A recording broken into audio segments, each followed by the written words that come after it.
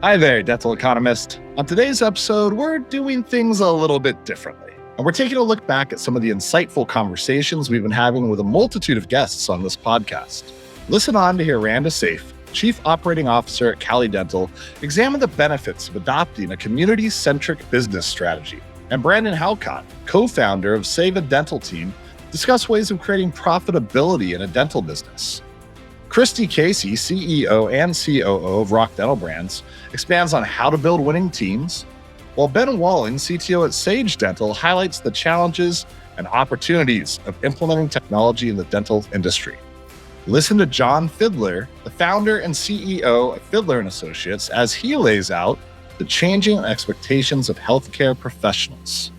So this episode's going to be just a little bit different. It'll give you some highlights, and you'll get a taste of what the Dental Economist Show is all about. We'll revisit some of these great sound bites from previously recorded episodes that took place earlier this year. If you want to reacquaint yourself, you can find all of the episodes on Spotify, YouTube, Apple, wherever you find your podcasts. So please enjoy this recap episode of some of the top interviews that have taken place thus far. And if you enjoy the podcast, please like and subscribe and leave us a review. It would really mean a lot. Thank you very much for listening. It's greatly appreciated. Welcome to the first ever episode of the Dental Economist Show. I'm your host, Mike Huffaker, and joining me today is Randa Safe, the COO of Cali Dental. Cali Dental is a premier family and cosmetic dental practice with locations in Santa Maria, San Luis Obispo, Lompoc, and Bakersfield, California. Randa has built a career based on successfully developing policies and procedures that guide the daily operations of her organization in alignment with their goals and objectives. She has directed the financial activities of Cali Dental through the monitoring of forecasting reports and strategic planning to maximize revenue and successful patient outcomes. When you joined us for our Sales and Marketing Summit back in June, you spoke a little bit about kind of a unique operations platform that you developed to help provide centralized services related to scheduling or consolidated claims processing, clinical and service control, or advertising marketing. Do you feel like those are all functions that a DSO should own? How do you determine what is handled at the corporate level versus what you have individual practices responsible for? We decided that, everything that doesn't have to do with patient care is going to be out of the office. And it makes it easier because, for example, if you want to do marketing, you get someone expert in marketing and does marketing for all the offices. If you want someone bidding, then all they do is bidding. That's their expertise. So you have the opportunity to hire experts in their own task that they do that not necessarily a front desk is going to have or the office manager. It relieves a lot from them because you don't want to be over an hour with an insurance company trying to figure out, does this patient has a balance or doesn't have a balance? Trying to understand what's going on during the account. All the office cares about how much do I have to charge the patient? So we make it simple.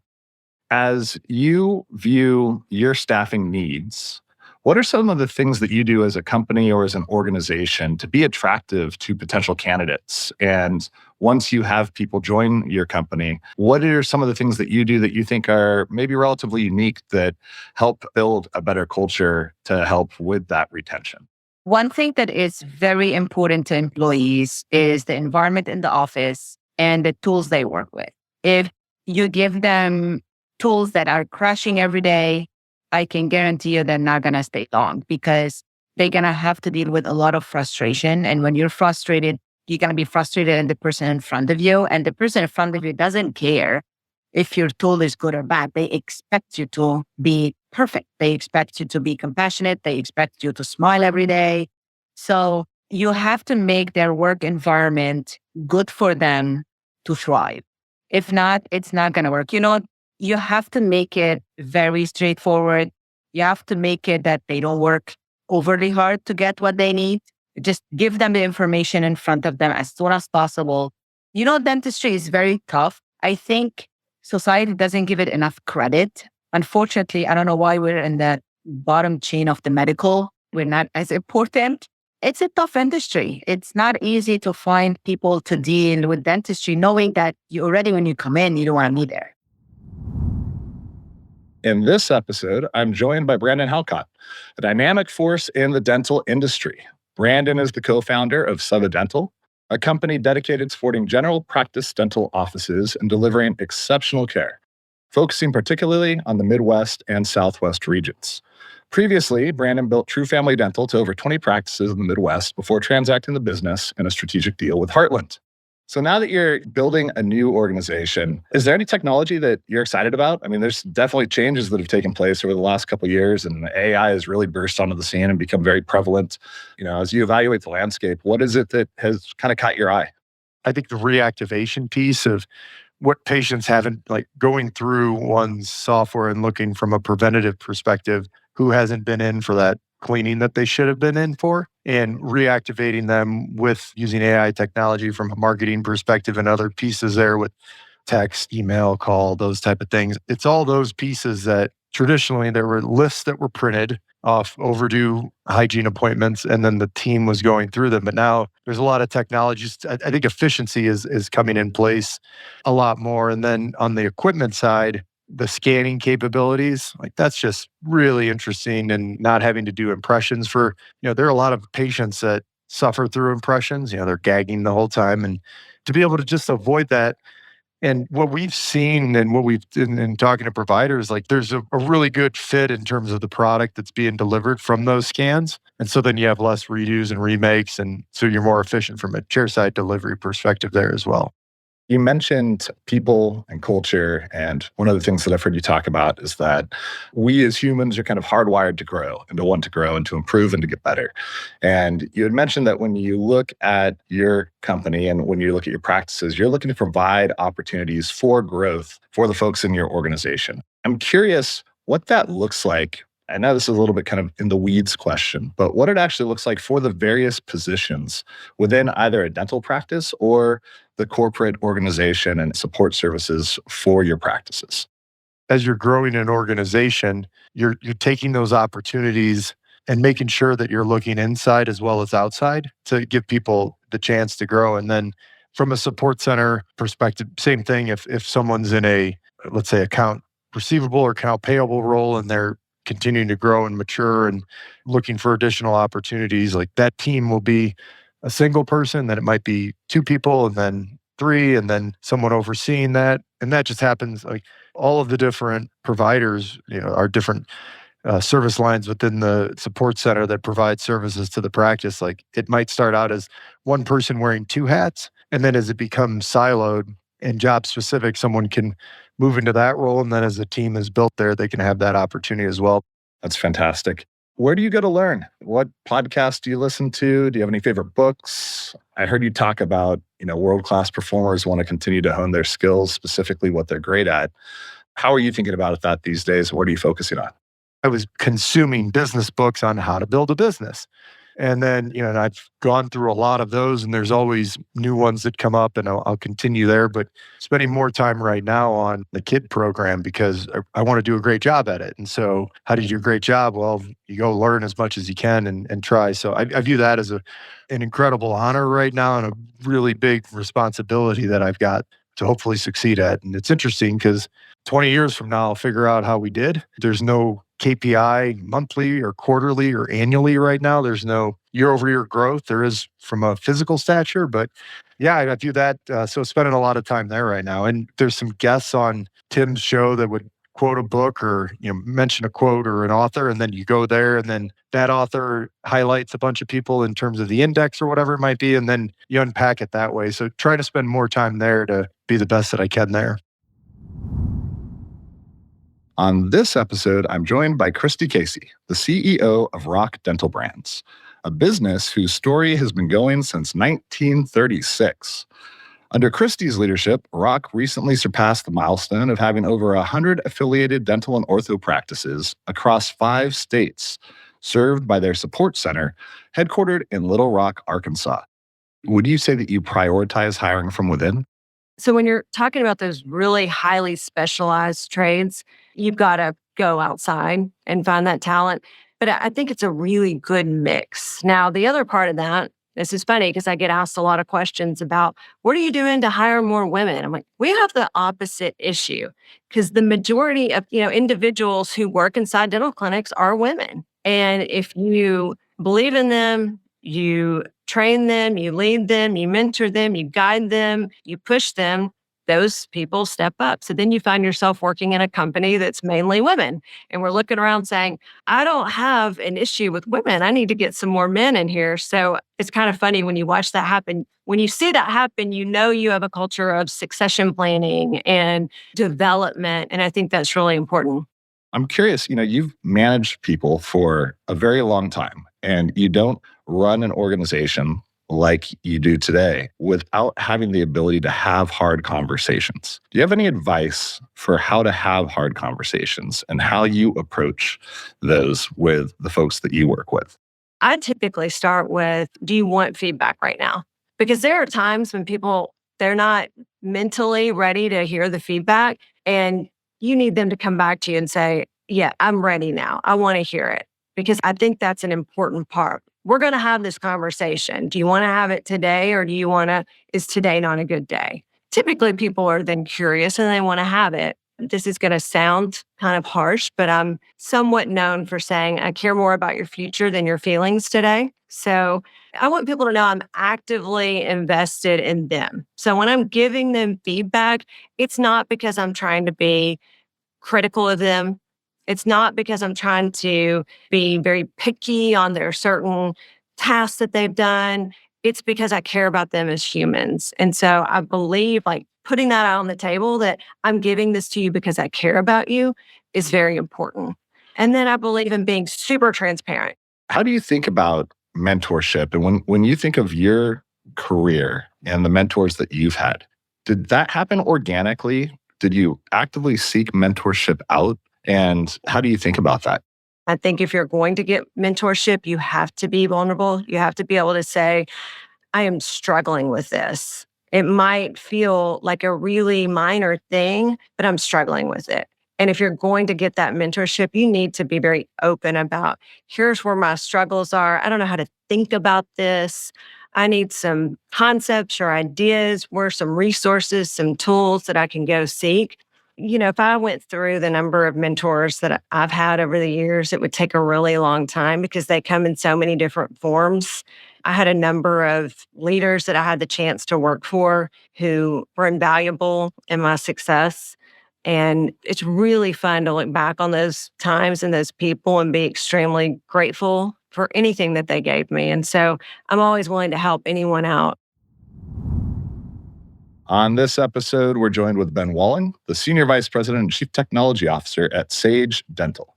Ben has over 20 years experience helping organizations transform through innovation. Ben has an incredible background covering software development, information technology, and product management. What, from your perspective, are the essential pieces of software to help that organization, hit the ground running or accelerate growth? What's in the tech stack these days?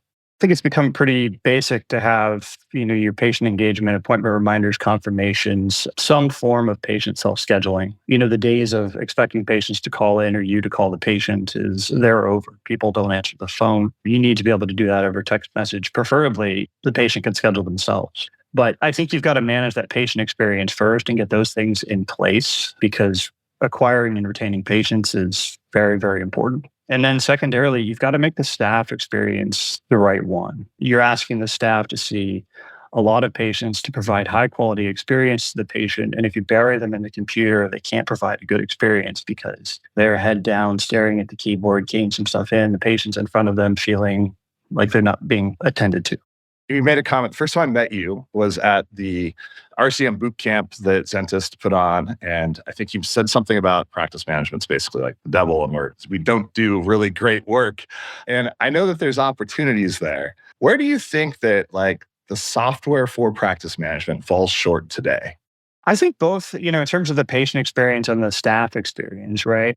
So then when you look at, I've got patient engagement here, I've got online forms here, I've got reputation management here, and now I've got clinical application open, I've got 5 browser tabs open trying to manage my workflow. I think we're now at a point where it's important to come back and say, okay, how should these things behave, and what's the right way from the staff experience, from the patient experience, to build these in a way that, yes, you can do all of the important things of operating the practice. You can make sure that your clinical charts are correct, your billing is correct, and all of that, but you're freed up to provide the right experience, and you're freed up to do the things that matter. The things that matter aren't usually sitting in front of a keyboard and a mouse. So I think that's where it has to start moving. And I think that's where it will start moving, because those other companies kind of started taking some of the revenue. And now the practice management companies are going, okay, well, we've got to get better because we don't do these things. And somebody else is coming in and saying, well, they're important.